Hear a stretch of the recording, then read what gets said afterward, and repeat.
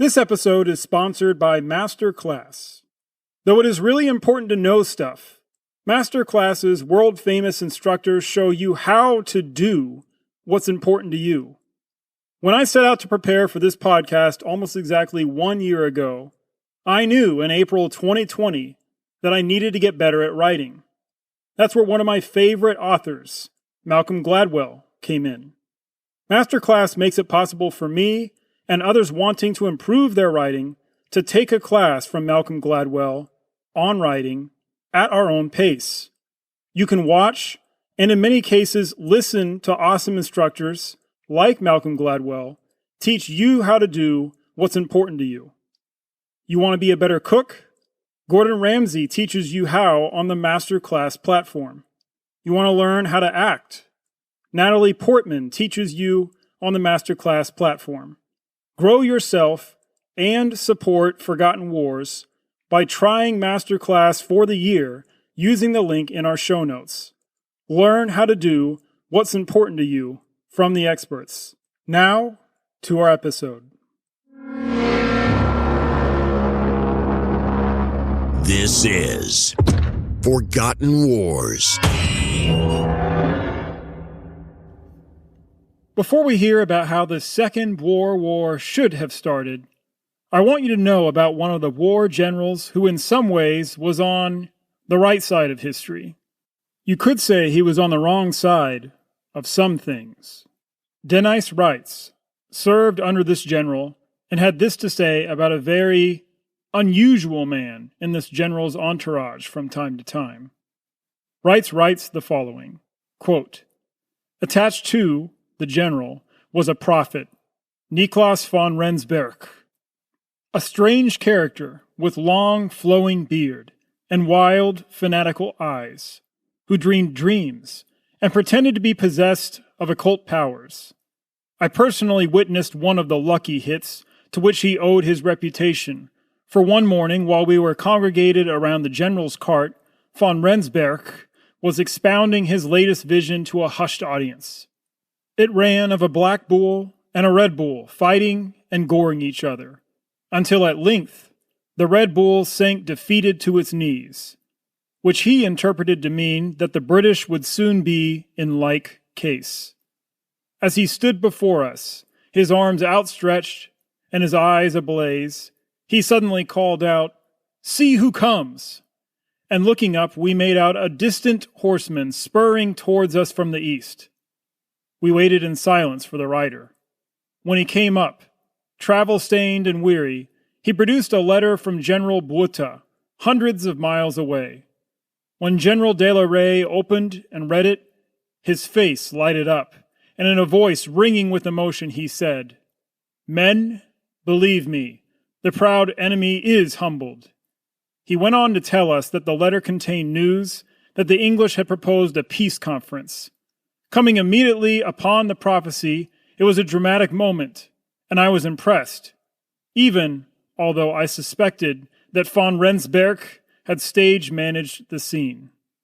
Of de la Rey's sincerity there could be no doubt, for he was not a man to stoop to subterfuge, and I knew that he firmly believed in the seer's predictions.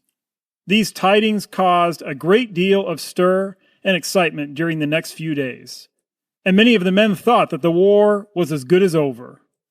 End quote. These peace talks didn't go anywhere, ultimately, but von Rensberg's reliability rose even more in our general of the hour's eyes. General Jacobus Hercules de la Rey, commonly known as Kuss de la Rey, and Free State President Martinus Steyn swore that this Seer von Rensberg saved their lives in several close calls by sharing his timely premonitions of a sudden closing enemy movement. Seer von Rensberg spouted, quote, "visions infused with homespun rural symbolism. They included warning predictions of precise British attacks on Lahers, psychic confirmation of the outcome of impending Anglo-Boer clashes, such as between De la Rey and Methuen late in the war, and various other occult observances of danger. End quote. I can't help doing a little comparing of apples to oranges myself when I compare von Rensberg's perceived power and his very real influence on South African leaders to the hold that Rasputin had on Tsar Nicholas II and his wife while Russia waged war woefully in the First World War. But this episode is not about Sir von Rensberg. This episode is about how the Boer War should have started and how it actually started. Under the British flag, you will have everything you desire, but that flag will continue to fly over the land. Over the land, maybe. Over the people, never.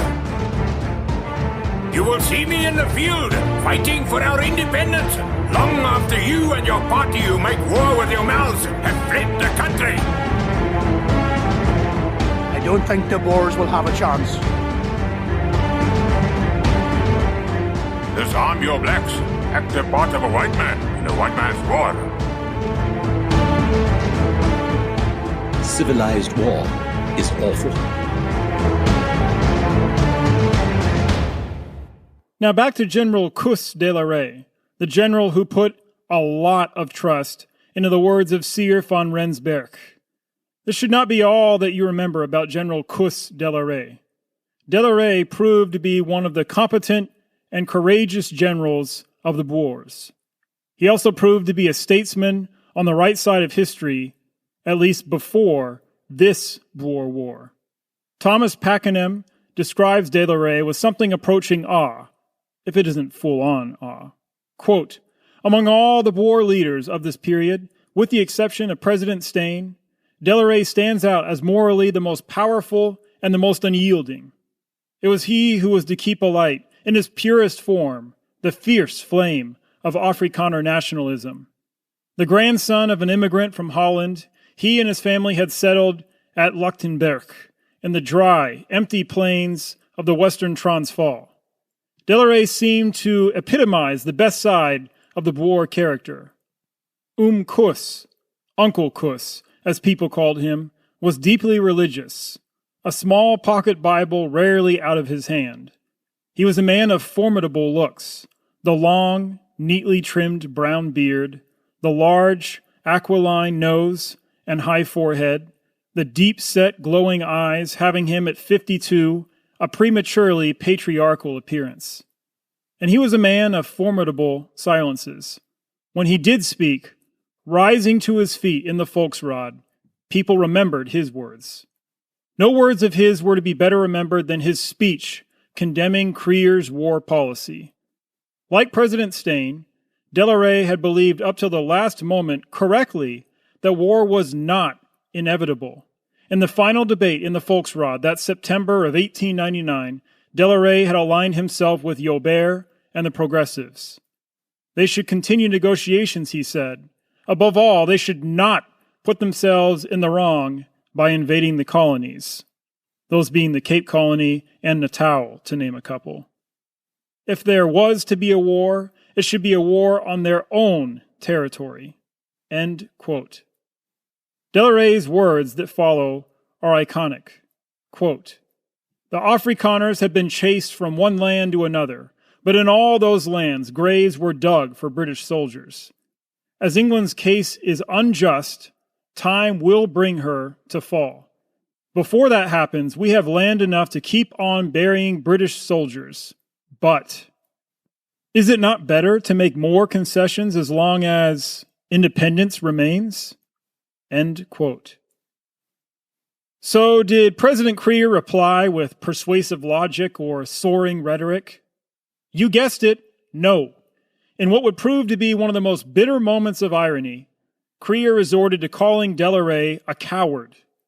De la Rey insisted he would do what the Volksraad called for. Then Pakenham writes that de la Rey looked President Krieger right in the eye and responded with this immortal quote, you will see me in the field fighting for our independence long after you and your party who make war with your mouths have fled the country. End quote. Part of what made this statement immortal was that it proved all too true. Delarey didn't like Kruger's offensive strategy, and he would also criticize the sorry and slow execution of this strategy. That brings us to our episode's theme today: how this war should have started. Both the British and the Transvaal had been gathering geomilitary intelligence for months, even years before the South African War began. But gathering intelligence doesn't guarantee intelligence. Both the Boers and the Brits made critical errors before and at the beginning of this war.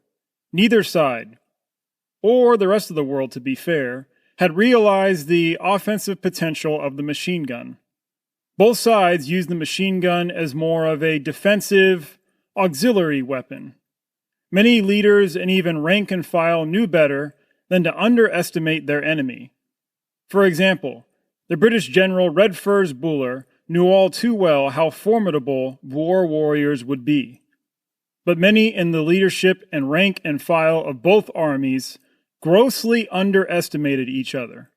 When Lieutenant Reggie Kentish of the Royal Irish Fusiliers wrote to his parents just days before he tasted battle, he illustrated an attitude not uncommon among those preparing to fight this war on the British side. Lieutenant Kentish wrote something that will ring familiar to many of you, because you've heard part of it in every episode. Quote, "I don't think the Boers will have a chance. Although I expect there will be one or two stiff little shows here and there, I think they are awful idiots to fight, although we are of course very keen that they should." End quote.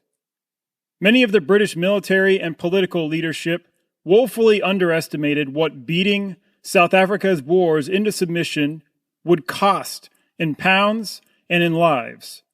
As war approached, the Salisbury cabinet estimated that the war would take no more than 4 months and cost 10 to 11 million pounds. How much money did the war ultimately cost the British? Well, I won't spill all the beans this episode, but I will tell you that this war cost not 5 times as much, not 10 times as much, but even more times over. On the other hand, many Boers brimmed with confidence that they would beat the British so quickly, early on, that the British would pack up and leave, like they did after being humiliated at Machuba. President Kruger showed even more divinely inspired confidence when he delivered a speech to the Transvaal Volksraads on October 2nd. He reminded his audience that the God who had, quote, transplanted the people to this country and led it here amid miracles, he is waiting for our prayers and he will be with us. Later on, Kruger would remind his audience of the real reason that the Transvaal triumphed against Jameson's raiders and against British forces at Laing's Neck, at Ngogo, and at Machuba. Quote, "They aimed thousands of shells and balls at us, while we only shot with rifles. And how wonderfully was the course of the bullets ordered. 3 of us fell, while the enemy had hundreds killed and wounded. And who ordered the flight of the bullets? The Lord. He spared us then to prove that he rules all things. The Lord will also protect you now, even if thousands of bullets fly around you. I will say once more that the Lord will guide us." End quote. Wow. Some of you will remember rings. Rings I spoke about in episode 1.11. Let's refresh our memories. For you to better understand another British mistake made before the South African War began, you need to understand the 2 rings that dominated the British Army for a time. You may remember Sir Garnet Wolseley, the general who arrived in South Africa just after Lord Chelmsford hastily finished the Zulus off before Wolseley could. The same Wolseley who showed contempt for the Boers' fighting ability before the Boers routed the British on their way to winning the Transvaal more independence. Wolseley won his reputation leading successful campaigns in the Second Burma War, the Crimean War, the Sepoy Mutiny, and the China War. To ensure future success, Wolseley handpicked a ring of trusted officers to help him win future campaigns, like in the Ashanti War. Wolseley, forming his ring, provided more cohesion and continuity from campaign to campaign, and helped his officers win more promotions and recognition. Wolseley's Ring, also known as the Ashanti Ring, stirred up bad blood with British political leadership and with British military leaders not able to break into the ring and gain access to experience and fame that this Ashanti Ring offered. The Wolseley Ring included the General George Colley, who died in the Battle of Machuba, and had included the now General Redfurs Buller. Sir Frederick Roberts formed his own more conservative ring of officers. Roberts won himself a sterling reputation when he helped suppress the Sepoy Rebellion and later won the decisive victory of the Second Afghan War in fall of 1880. You may recall that this Roberts Ring, or India Ring, bitterly rivaled Wolseley's Ring, which made hostility within Army Command more acute. Officers within these rival rings would question each other's judgment or courage quite often, especially during the Anglo-Boer War, the South African War. Why do I bring these rings up again?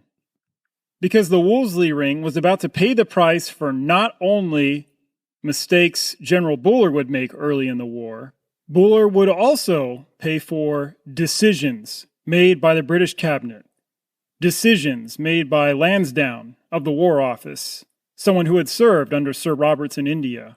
Buller would also pay for the decisions of General Penn Simmons, leader of British forces in Natal, and decisions to underfund the army as cabinet hoped for war to be averted, decisions to ignore Wolseley's calls for a force of over 30,000 men to be sent much sooner to South Africa, decisions to only request 2,000 to 5,000 more reinforcements in Natal, where the Boers could obviously strike for hope of wresting control of the seaports. If more British reinforcements had arrived sooner, maybe the war would have been over much sooner, the Boer threat contained. Instead, the India Ring could criticize the work of General Buller and ultimately take charge of the British waging of war. The irony was that Lansdowne and General White of the Roberts Ring were instrumental in unwittingly setting up General Buller for failure. They didn't heed Buller's advice born from Buller living among the Boers for years. Buller was so familiar with the Boers that his rivals accused him of talking like a Boer, or even being pro-Boer, the latter claim being from the incompetent Lansdowne. The British also erred egregiously by not having sufficient mounted troops. Apparently, the right decision-makers didn't learn at all from how the British suffered at the hands of Boers during the Transvaal Rebellion, the First Boer War, from how much of an advantage the Boers enjoyed with their far more numerous and far more experienced mounted men. When the British finally brought in thousands of horses, those horses were not acclimated to the South African terrain. The Boers made many mistakes of their own before and at the onset of the South African War. The Boers proved to have very incompetent leaders at the top of their military command structure. We will spend more time in another episode about how and why the Boers chose such poor military leadership early on. Another mistake will require some context and some foreshadowing. First, let's talk context. Jan Smuts laid out what the Boer strategy had to be in an executive discussion document in September of 1899. There is ample debate over how much this strategy was actually accepted within the Boer military command structures. The September document called for a rapid offensive against small British forces at the time. This multi-pronged offensive on paper aimed to take control of Natal and cut would-be British supply lines by cutting the single-track railway connecting the Cape Colony to Rhodesia and cutting the links between Cape Town and Kimberley and Mafeking. If the Boers moved quickly enough, they could use their as much as 10-to-1 advantage against British troops spread thinly across South Africa in September. The rapid offensive would arm Cape Boers who would rise up to help deliver Cape Colony control to the Boers. The Boers would help establish defensive lines deep inside the Cape and Natal colonies, and if the British didn't run to the negotiating table as quickly as they had during the First Boer War, fight the British to a stalemate to eventually work out a peaceful compromise. Smuts also envisioned the possibility of previously hesitant European powers stepping in to get the British to come to terms with the Boers. If the Boers could succeed in defeating the British in less than a year, Nasson writes that Smuts hoped for the creation of a united South Africa, a non-imperial state in the form of an Afrikaner republic, stretching from Table Bay to the Zambesi. Regardless of what the merits of Smuts's plan was, regardless of how hopeless or delusional anyone may argue the Boers were for thinking they could really deny the might of the massive British Empire's men and resources, the September Documents plan was not properly executed. Pakenham argues that Free State President Steyn cost the Boers 4 weeks of delay while 8,000 British troops sailed for Natal. Steyn held out for hope of peace weeks longer than Kruger. Then, when Steyn decided to follow the Transvaal into war with the British, Steyn used several more days redrafting the ultimatum the Boers would send to the British. Steyn wanted the original ultimatum reworded to point out that the British violated the London Convention so that the Boers could look more in the right. By the time the Free State forces mobilized and stood ready to strike, it was October 9th, and most of those British ships bearing 8,000 additional troops had already docked in Durban. Now, Boers only enjoyed about a 3-to-1 advantage in numbers against British troops, especially when you take into account the many Boers spread across South Africa to prevent any uprisings and raids by African tribes. On October 9th, Transvaal State Secretary Wrights delivered the ultimatum to Conyngham Green. The ultimatum accused the British of breaking the London Convention of 1884 by interfering in the Transvaal's internal affairs and by building up British troops in South Africa. The ultimatum demanded that the British do 4 things. First, agree to arbitration over the Transvaal and British's differences.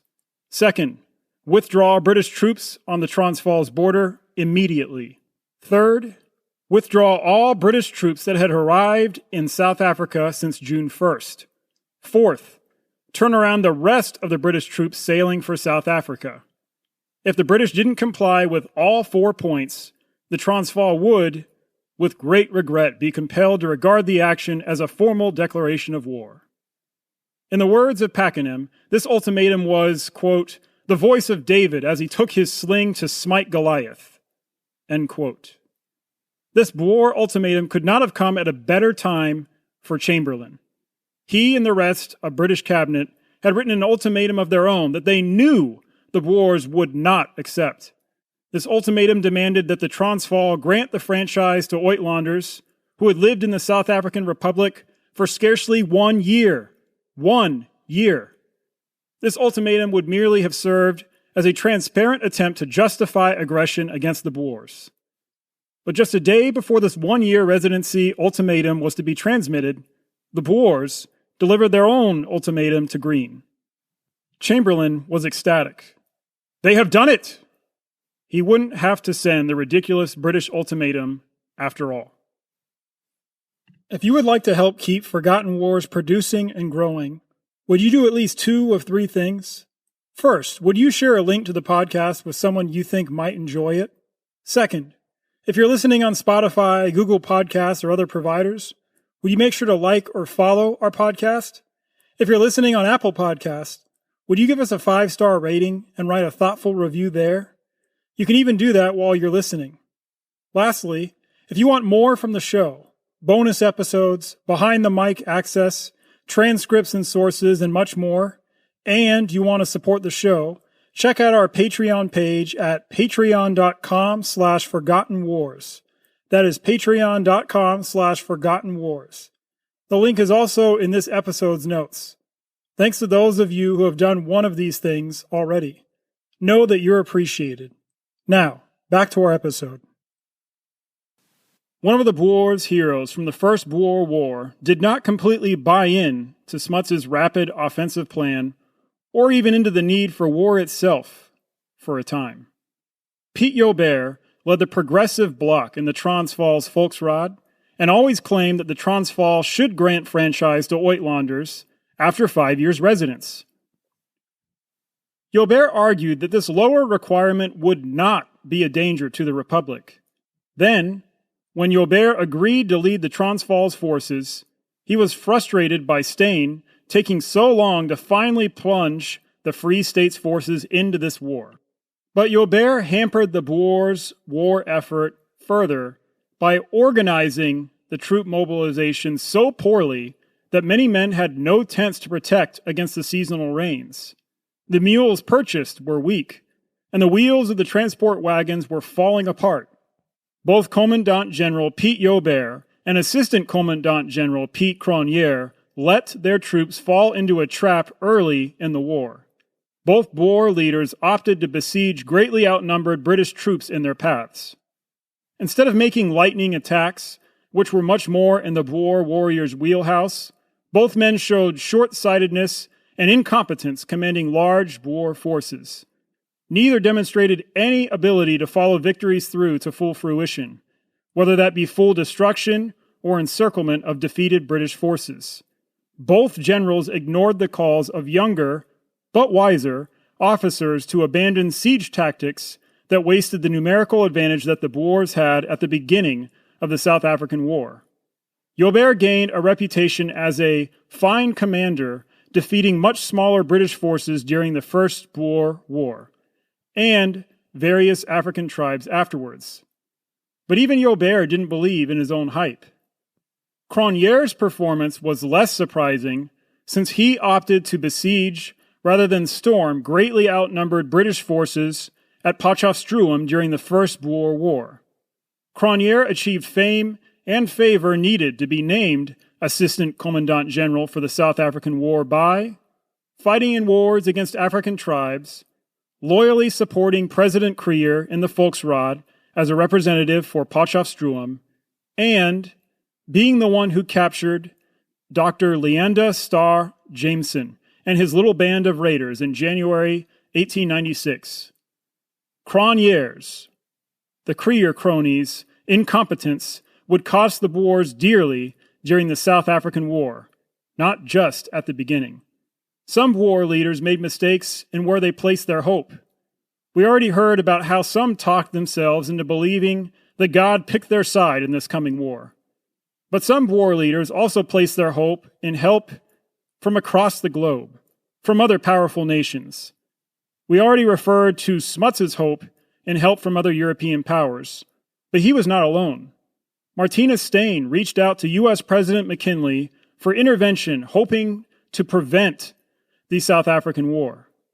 Transvaal State Secretary Reitz, on the other hand, made the following call to foreign powers in an interview published in the French newspaper The Echo de Paris. Quote, "Great Britain is most gloriously isolated, and the British Empire itself runs considerable risk of being vanquished. France and Russia have never had a finer chance to get rid of a troublesome enemy. Does France mean to allow this opportunity, the last she will ever have, perhaps, to pass without taking her revenge on the British? No. I am sure you will not, for such conduct would be nothing less than criminal. It would mean your destruction. Make a bold attempt for Egypt, then, and extend your possessions in Tripoli. Fight, I say, even at the very improbable risk of being beaten. Follow our example. As for Russia, anyone can see that it is in her interest to incite India to rebellion." End quote. The hopes of many Boer leaders and the work of now Transvaal diplomat Willem Leyds proved to be a waste of time. Not a single country offered official support or military intervention on the side of the Boer republics. All that I told you is not an exhaustive list of mistakes made by both sides before and at the beginning of the war, but I do hope I've captured the more central mistakes here. You are sure to find more mistakes the more that you read, about this South African war. In preparing for war, the Kruger administration kicked out thousands of Uitlanders who hadn't already fled the country. These refugees were forced to live on the generosity of people in Natal and the Cape Colony, forced to live on generosity because their horses, their livestock, their land, and their property were often confiscated by Boers trying to stock the shelves for war. Milner worked his network to raise £83,000 to help some of these Uitlanders. The same could not be said for the thousands of African mine workers from Natal and the Cape Colony who now face starvation with so many mines shut down. Milner did not raise money for these African Uitlanders. But one man from Natal's Native Affairs Department on the Rand would not just stand by. Pakenham writes about this British official, this ordinary man, this hero by the name of Marwick, who, quote, reported that the Zulus and other Africans for whom he was responsible had lost their jobs. If left to find their own way back to Natal, they would starve on the veldt. Despite discouragement from the Natal ministry, Marwick decided to try to bring the Natal refugees out himself. The authorities refused to provide room on the railway. There was only one solution. Marwick cabled again to Natal. So that my proposed action may not embarrass you, please suspend me from office. If I get natives through without loss of life, you could please yourself by reinstating me. His offer was accepted. He was proposing to walk with the 3,000 Zulus and 4,000 other Africans all the way to Natal, from around Johannesburg. There had been strange scenes in the great exodus from the Rand, but none stranger, perhaps, than the scene that followed. At the head of Marwick's procession of Africans were a couple drunken Boer policemen. Behind them, marching 30 abreast, were a group of musicians playing concertinas. They played popular African tunes. Behind the musicians marched an immense body of men, Zulus in African or European dress, all the tribes of Natal. To Marwick, they displayed a touching respect. Child of the Englishmen, they saluted him, but for whose presence no one might brave the Boers. At the rear of the procession came the stragglers, many of whom were sick men, women, and children. Marwick did his best for them. He had brought a pony for himself. The pony was given to a sick African to ride. Other Africans were put on a kind of trolley that could be pushed along the road. On the 7th of October, they reached Heidelberg. On the 10th, Waterval, over 100 miles southeast of Johannesburg.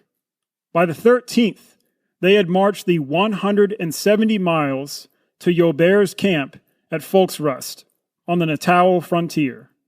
By now, the ultimatum had expired, and Natal was at war with the Transvaal. Many of the natives were starving, as few of the shopkeepers on the road had been able or willing to sell them food. Indeed, some Boers had fled from natives in terror. Each day the great procession lengthened as the stragglers fell further behind. Marwick brought up the rear, doing his best to encourage the old and the sick as they limped along the dusty track. Then the story took a dark turn. On the Natal side of the frontier, the procession was stopped by some burghers of Joubert's army. Despite the fact that Marwick had obtained safe conduct papers for his flock, papers personally authorized by Kruger, the state artillery commandant refused to let the procession pass. It was a bad moment for Marwick. As he later put it, with 7,000 natives on the verge of starvation, treading on the heels of 3,000 Boers, there were the elements of a great massacre of defenseless people. Then the commandant relented. 400 of the Africans were temporarily commandeered. They dragged Joubert's siege guns up to the summit facing Machuba. At dawn the next day, the whole procession passed through the Boer lines. On the 15th, they staggered down to Haddingspruit, close to Simmons' camp at Dundee, 240 miles from the Rand, and almost in sight of home. Marwick's epic march had saved 7,000 Natal Africans from starvation. Milner read the cables and no doubt approved. But for the thousands of African refugees from the Cape Colony and Basutoland, the people for whom Milner, as High Commissioner, was directly responsible, Milner did nothing. End quote. The British suffered about 250,000 casualties in the Napoleonic Wars, which ended in 1814, compared to about 750,000 British casualties in World War I. Between those two wars, between 1814 and 1914, the British suffered the most casualties in the South African War, though the magnitude was far off even from the Napoleonic War. Between 1814 and 1914, the South African War cost the British more in money and casualties than any other war. It wasn't even close. So how did this South African War get going? Let's look at another British mistake. Throughout July and August, Buller adamantly warned the War Office not to allow British forces to go beyond the Tugela River. Buller found out, though, that his advice had been ignored, much like his request to pick his own generals, much like his advice to have a much stronger British garrison in Natal. On October 12th of 1899, a British armored train named the Mosquito was en route from Vryburg to Mafeking. But something awaited this train at the Krypon railway station in Bechuanaland, 44 miles south of Mafeking. That something? A Boer commando of General Kus de la Rey. Field Cornet J.C. Quitsia awaited the right moment to give the signal. The South African War that we have spent more than 20 episodes building toward began with signal shots fired in the dark of night around 10:45 p.m. Quitsia fired the first shots of the South African War to signal a general attack on the Mosquito. The British held on through the night, but when day broke, Captain P.J. van der Merwe's men aimed artillery fire at the train from 2,000 feet away. The third shot struck the train's boiler, so the British surrendered. In this small skirmish, 9 British soldiers and several blacks suffered wounds. The Boers took 26 British soldiers, along with both black and white railway workers prisoner. The Boers suffered no casualties. Just 2 days later, the Boers ensnared themselves in a couple of traps. Traps that Pakenham argues that Alfred Milner happily signed off on. Pakenham argues that even though Milner believed that the Boers would besiege Baden-Powell's small force at Mafeking and possibly beat the garrison into surrender, Milner thought this was worth the risk. From my 30,000-foot view, this rings a little ironic. In very recent previous weeks, Chamberlain proposed that General Penn Simmons move his force up to the Natal border to provoke the Boers into striking the war's first blow. But Buller, Wolseley, and Milner all opposed this idea. So why did Milner decide that leaving such a small, vulnerable force at Mafeking was worth the risk? Pakenham writes, quote, "Part of the answer was the pressure of public opinion in the Cape. To abandon Mafeking would have outraged the Loyalists, the Cape Colony residents loyal to the British. But there was probably another, rather more subtle reason. Milner had set his heart on the Boers invading the territory of the colony. Stationing Rhodesian troops at Mafeking, the Jameson Raiders' old base, made it an excellent bait. Kimberley, too, made a meaty piece of bait. Kimberley was the town which had been grabbed from the Free State when it was found to contain the largest diamond pipeline in the world. The garrisons might have to be sacrificed. But, as Selborne put it in a very private letter, better to lose Mafeking than lose the chance of a war. There was, in addition, an even more delicate issue involving Mafeking. Major Lord Edward Cecil, the Prime Minister Salisbury's son, was Baden-Powell's second in command. His marriage was, to tell the truth, a most unhappy one. Lord Edward had volunteered to go on this dangerous mission, had sent himself, almost as the biblical Uriah was sent to the front of the host. Death and glory, the last stand. It would make a fine ending for poor Lord Edward, who had long wished, as he later wrote Violet, his wife, that he were dead. End quote. Would the Boers grant the man who wished to die, the son of Prime Minister Salisbury, the unhappy Lord Edward, his wish? Time will tell. Some notes to add in for more accuracy. When Pakenham said a few moments ago that Kimberley was grabbed from the Free State, that is a very controversial claim at best. You can refer back to our episode 1.5 for a fuller accounting of how the British wound up claiming Kimberley. Thanks for listening all the way to the end, folks. Take care.